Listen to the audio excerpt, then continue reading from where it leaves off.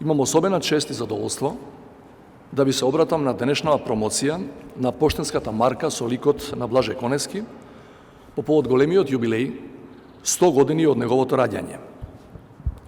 Како покровител на 2021 година во чест на Блаже Конески, би сакал да и се заблагодарам на АД Пошта на Северна Македонија, што се вклучи во активностите и програмските содржини преку издавање на пригодна марка со ликот на Блаже Конески.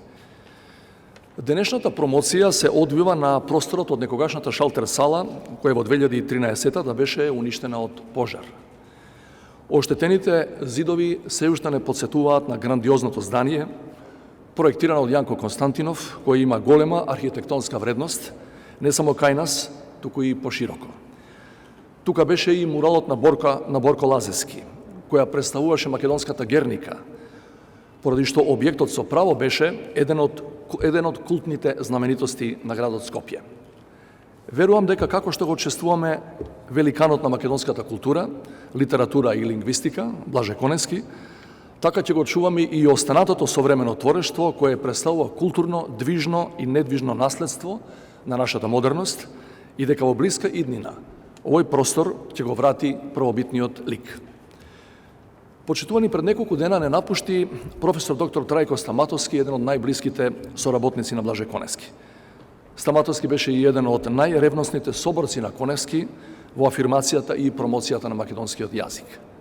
Впрочем, токму на промоцијата на книгата на Трајко Стаматовски, Борба за македонски литературен јазик во 1987 Блаже Конески ја искажа познатата и често цитирана мисла за јазикот како единствена комплетна татковина, односно најголемо приближување до идеалната татковина.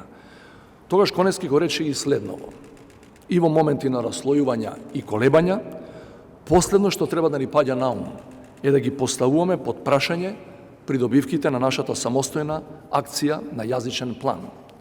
За жал, и после децении од кодифицирањето на македонскиот јазик и неговото верифицирање од страна на светската лингвистичка наука, сведоци сме на негации и притисоци. Сепак ме радува фактот што барем внатрешно немаме никакви колебања и што обединети стоиме во одбрана на македонскиот јазик. Впрочем, негувањето и афирмацијата на македонскиот јазик не е само долг кон делото на академик Конески, туку и долг кон самите себе си, долг кон сите наши предци, долг кон идните генерации. Заштитата и негувањето на македонскиот јазик е исто така и обврска не само кон оние чиј мајчин јазик е македонскиот, туку и кон сите оние кои го употребуваат како официјален во независна и самостојна република Северна Македонија, но и кон сите лингвисти, слависти македонисти кои го проучувале и изучувале, кон сите преведувачи кои преведувале и преведуваат од или на македонски. На крајот на краиштата тоа е долг кон науката, кон вистината и кон правдата.